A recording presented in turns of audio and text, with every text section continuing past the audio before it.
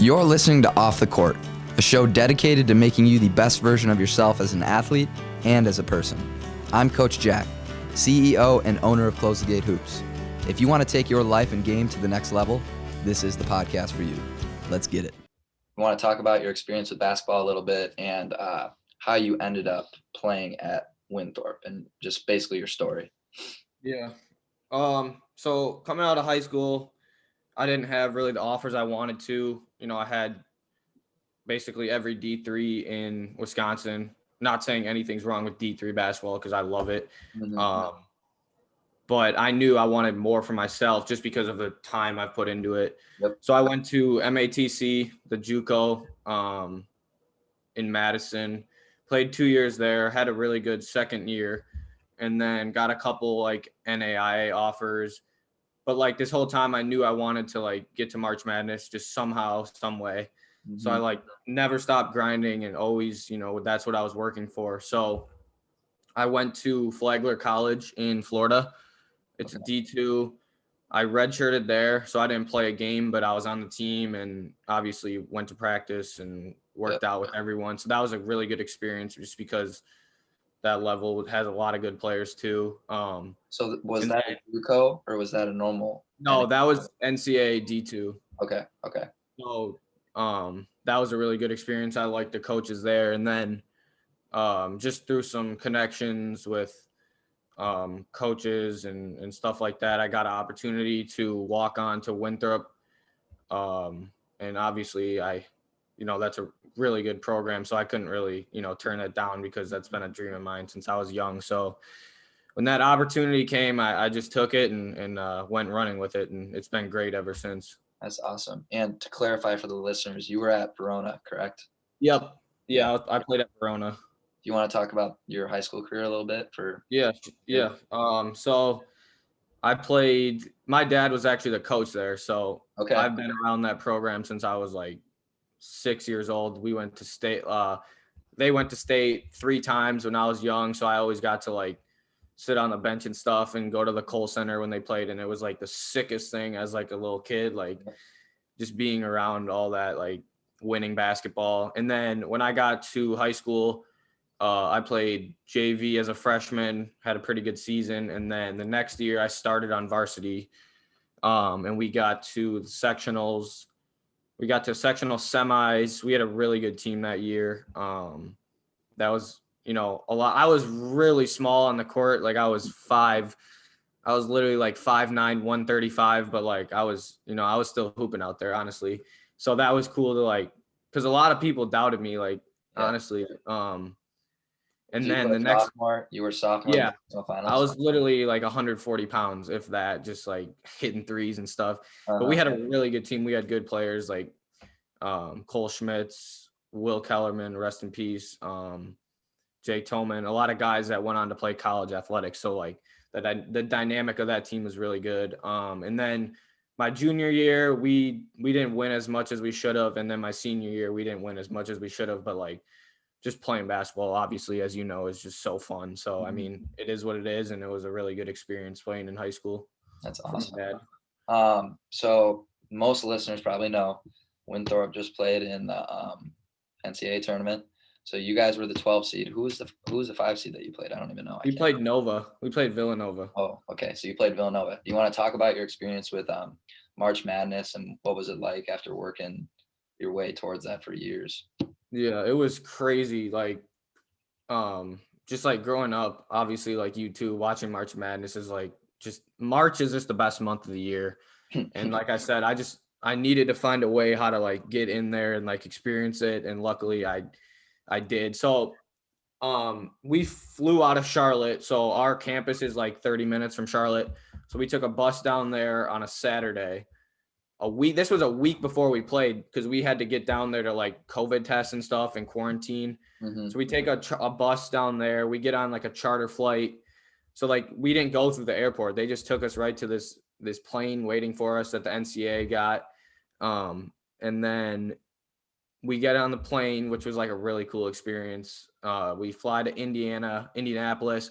We land, and already there's like just like branding and stuff for the tournament, like on our way out. And then we get a police escort to the hotel. They literally shut down the freeway in Indiana, and there's cops on motorcycles on each side, like just speeding with us with their flashlights on or their lights on, and we're just going on the freeway. They take us to the hotel, and we get like some like gifts and stuff, like some hats, some like water bottles, just stuff like that. So that was cool. And then the NCAA guy comes in and he's like, okay, everyone's going to be in their room for like 48 hours. So they had like all these drinks and food in that ballroom, because each team got a ballroom to like hang out in and like do their like walkthroughs and stuff like that in. Yep. So everyone was you had to like take a bunch of like food and drinks to get you through 48 hours, because you literally couldn't leave your room. Like we COVID tested right before we went up to our room on Saturday night, and then we couldn't leave until our whole like travel party got two negative tests, and then we could practice. So the setup was the hotel was connected to like a convention center, like a huge convention center. So they've set up courts and stuff in there for practice. So we had a couple practices there. That was a cool experience. And then we practiced one night at the arena that we played at. Okay. So that was cool to get like a taste of how it's going to be. But just like overall, the whole experience was just great, just because like the way they just like deck it out with March Madness, like logos and stuff, and just like walking around the hotel, like seeing like Roy Williams, like That's the whole Baylor team, like USC, UCLA. You'll just walk, because everyone was in the same location. Like, well, like, did you see like every team like the whole time, or like that's yeah? So like so you could, once you were negative, you could like walk around the hotel a little bit, like just to like get a little stretch in. So when I did that, I would walk past like Gonzaga, like any team you could imagine, like West Virginia, Oklahoma, all of them. So it was just like a really surreal like thing. So just because I watch all these teams on TV, and then to be in like the same central area as them it was sick, bro. And then the game was even crazier. Just like being on the same court as Villanova was like, I never thought that would like ever happen to me, but it did. And I mean, we lost, but you know, the whole week was just really fun. So we're looking to get back there again for sure. Was Villanova, so do you have 1 year left then? Yeah, I have 1 year this upcoming year. Yeah. Oh yeah, because of COVID, everyone. Well, actually, because I redshirted. So I played 2 years at JUCO, redshirted, played this last year, and then this year will be my 4th year. But I'm not. Yeah, there is another COVID year, but I don't think I'm gonna use that. Okay, that makes sense. So that's what I was gonna say. Was Villanova your hardest matchup the whole year? Of the year? Yeah. Yeah, because our non-conference games like all got like canceled and stuff because of COVID. Okay. So we only played 3. We played 3 really good mid-major teams, and we beat them. But yeah, Villanova was the best team we played all year. They were so good. That was it. What you expected, March Madness? Yeah, 100%. Now that I know what it's like, I just want to get back there so bad. And obviously our whole team does. So like, that's, you know, when we're working out and stuff, that's like all we're thinking about, because like, it's just like the best basketball experience like you could ever imagine. And like, and we didn't even win a game. We really wanted to win a game. So like, we're looking to get back and like make some noise, because obviously you see if a mid-major team wins a game in March Madness, they're remembered forever, honestly.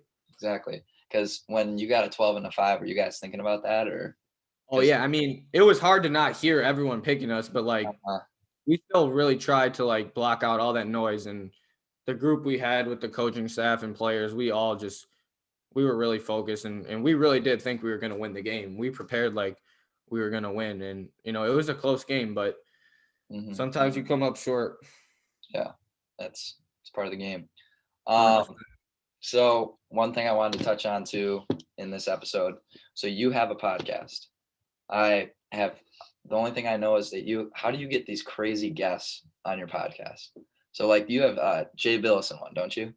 Yeah, Jay Billis, he was clutch for getting back to me to come on. That was a really cool episode. So do you just email all of them, or how's that work? There's a couple like mutual connections like I had here at Winthrop that helped me set stuff up like that. But like the one thing I would say is if you're trying to like get people on your podcast, like just don't be afraid to just reach out to them, because Mhm. most people like that really want to like, because they were once like in our shoes, right? Like we're trying to, Right. build something for ourselves. And, Mhm. some people, don't get me wrong, some people won't answer, but like if if you're persistent and like you tell them like exactly why you want them on their podcast, like, if they're I'm not saying if they're a good person, they'll do it, but like if they want to help you, they'll do it. So, Yeah. I mean, yeah, Jay Billis that was a cool one. That's He hopped on it really late though, because awesome. obviously he's like one of the busiest dudes in the basketball world. So he got on it late, but then he stayed on for like, we talked for like 30 minutes. So that was a really like unique conversation to have. That's awesome. So do you want to tell the listeners what it is, what it's called, and like basically what you're trying to accomplish with it? Yeah. It's called Nate Bus Hoop Talk. And I basically just started it because I just like talking hoops, man. Like I know you do too. So it's fun to just like share your, opinions and perspectives on college basketball and NBA basketball. And then it's a good way to network as well. Um, to build some connections and relationships that you could possibly use in the future. Mm-hmm. But yeah, no, I just started it because I was like, we live in a time where, you know, it's easy to like just get information out, and Yep. I feel like everyone should share their opinions and like on their passions. So Yep. I like what you're doing too with this for sure. Awesome. I appreciate that. And like, how many episodes are you on now? I think I've done probably like 30 episodes. I started out really like, I was posting maybe like 2 episodes a week for probably like a month. And then I kind of hit a wall because I had to do like schoolwork and stuff, and we went to the tournament. So I'm going to start it back up again here shortly. It takes like editing and stuff it takes a lot of work, especially if you have like multiple episodes. But yeah, once I get the time, I'm definitely going I to was just start it gonna back ask, up. I was going to ask if you edited, because I originally edited my podcast, and Yeah. now I'm paying someone to do it just because it's so time I consuming. just edit on iMovie. Okay. Like if it's a long podcast, you literally got to listen to it like multiple times to like Mm. just like see if there's anything you got to take out, or like if The someone more, messes up. the more you make one though, you edit way less. Yeah, for sure. Yeah, 100%. First And one, iMovie is easy too. the first one I did, it took me literally like 5 hours to edit because Really? every 3 seconds it was just a mess up. Yeah, I've only done one podcast with it just being myself talking, and it's kind of hard to do it just by yourself because Yeah. you say like and like all the time just because Uh-huh. you don't have anyone to go back and forth with. But Yeah. yeah. So before we wrap up, do you want to talk about, you said you're not going to use your COVID year. So what are your plans after your Winthrop career? Yeah, I mean, I'm just really focused right now on helping this team, in any way I can for this upcoming year. But after that's done, I want to get into coaching, college coaching, maybe do like a GA spot or something. Okay. I've got some, couple of good connections in the D1 world with just all the different coaching staffs that I've been around. So not even just the D1 world. I would GA at any level. So yeah, no, I'm definitely looking to get into college coaching, or basically just wherever, something with basketball, 100%. Wherever it leads me to, I'll, be excited to take on the new journey. Not being a player, it'll be really different just because I've been doing this for so long. But like, I just want to be around basketball. So we'll see what happens, man. That's awesome. What's your major? Dude, I've changed my major like 3 times. So when I was at MATC, I just did like the liberal arts transfer, so just like getting credits. Yep. And then when I went to the Flagler, I did communications, and then I transferred, and I had more credits towards like sociology. So that's been an interesting study, basically the study of people and like social interactions. That's cool. It's actually it's really cool to study too, but it's very time consuming. Yeah, that'll obviously directly correlate to coaching too. So Yeah, for sure. 100%. Good point. So the only thing that I have left, obviously, one of my biggest focuses as a trainer is the life aspect. So I think that's one of the most missed things that people don't realize. That's everything you're going to use after basketball. Um, Right. so I wanted to ask you, what's the number one piece of life advice someone's ever given you? Well, honestly, it may sound like simple, but like manners, like just having good manners in any like social situation, Uh-huh. like can take you so much farther than you think it could. Just because like if if someone's talking to you and you kind of come off as, Yep. like you're annoyed or something for no reason, like yes sir, no ma'am, like that's just the kind of stuff I live by, just because I want to show my respect to people older than me, or or coaches obviously, but yeah, just simple stuff like that, manners, and then like self-awareness, just stuff like that is like what I've realized being a walk-on is like you don't have like I'm self-aware that I'm not gonna score 20 points in a D1 game ever, but Hmm. like I'm comfortable in my role knowing that I'm gonna help the team win in some way.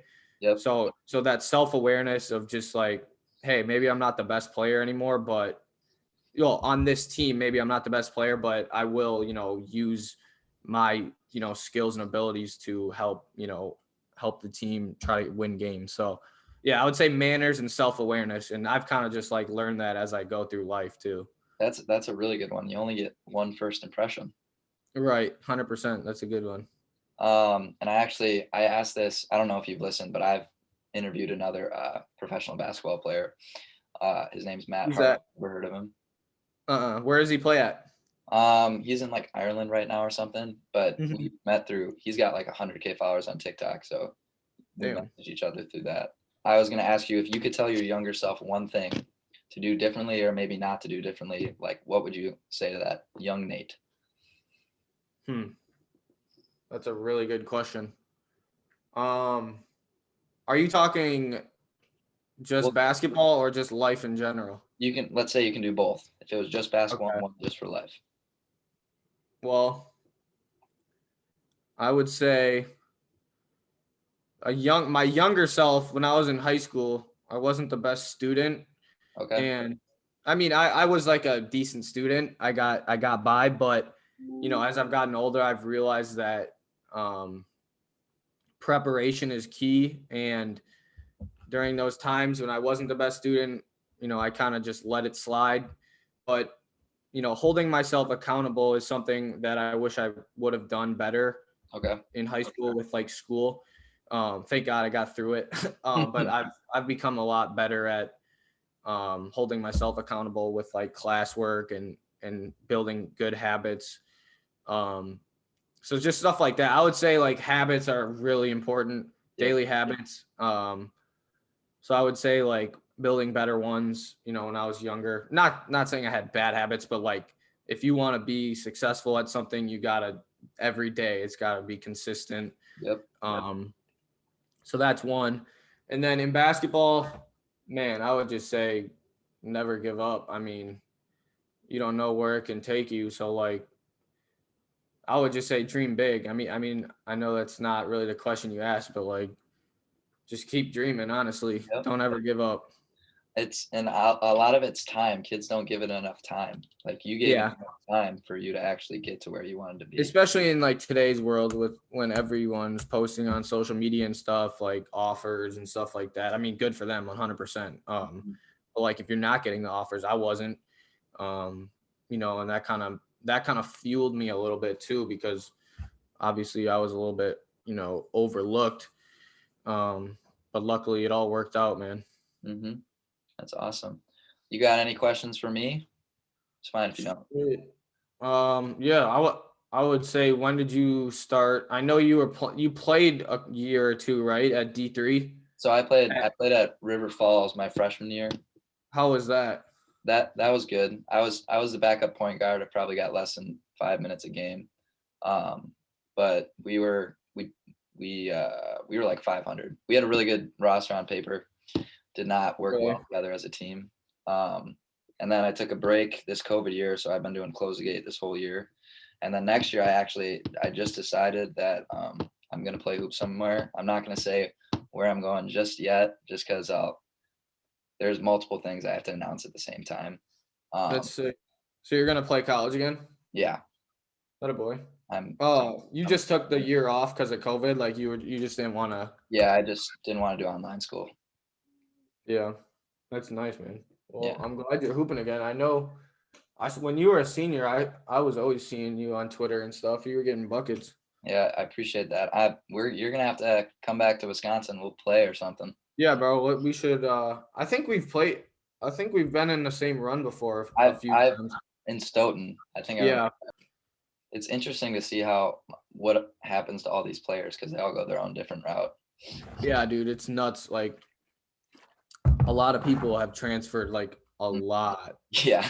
But like that's the thing with the people don't understand. Like when you play, like when these dudes all want to play at the highest level, so like it's a different path for everyone. That's what it is. But I mean, and I will say, like, I would have probably just as much fun playing at a school that I would get minutes at too. Like it's different for everyone. Like I enjoy my role here 100%, but like maybe someone else wouldn't want to do that, and that's perfectly fine. And they're gonna have just as much fun, scoring the ball at a different school. Like it's just influence and like personal fit, dude. Like whatever your goals are, like I'm glad you're about to hoop again though. Yeah, I'm excited to get back into it. But people that aren't in sports, they see all these dudes transferring all the time and they're like, how could you possibly like fit in after changing so many places? Well, you're on a basketball team. So you kind of already have a structure of family that you're going to be around the whole time. Mm-hmm. So it's not like I remember growing up and being like, I never want to transfer because I don't want to have to go through the whole process again. Yeah. But it's pretty easy to find your place when you're like with a team and you build it easier. Yeah, team setting is like if they all bring you in, yeah, it's definitely easy. But like every team's different too. Especially, why don't you touch on that JUCO? Like, I know JUCO can be really hard. JUCO was crazy, bro. Like it really was. My first year, we had a really good team. We won 20 games, and then the next year we got a new coach. So the coach that recruited me got fired. And then we got a new coach, and it was a interesting year. I mean, we had a lot of guys on the team trying to like get minutes, so it was a battle every single day. JUCO, yeah, bro. JUCO is like it turns your like outlook on the game turns you into a dog, honestly. Just because like that's your one way out. If you're playing JUCO and you want to get to another level, you can't quit because the coaches are just going to look at your stats and be like, well, why'd you quit? You know what I mean? Yeah. So, I mean, making it out of there is it's not easy, but I mean, JUCO is really fun though. I had a lot of fun playing just because I got to play a lot of minutes with some good friends. Yep. Sean Sukamel, who's at lacrosse now, he's a really good player. Anhold, obviously. And then Easter Day, we had a really good team. So yeah, making it out of JUCO, it was a good experience. If I had to do it again, I don't know if I'd go JUCO, but I might end up coaching at a JUCO too, just because really? I like the kids with an edge to them, you know? That's honestly, JUCO coach, that might be one of the hardest jobs. You got to juggle so many things. Yeah, no, it's definitely not for the money. But like in anything, you got to work your way up. So yeah, for sure. All right, Nate, I appreciate you coming on to Off the Court. You're going to have to text me if you're ever in town. We can hoop. 100%, bro. We'll Sounds get some good. work. All right, bro. We'll be in touch. Appreciate you having me on. All right. Peace out, Nate.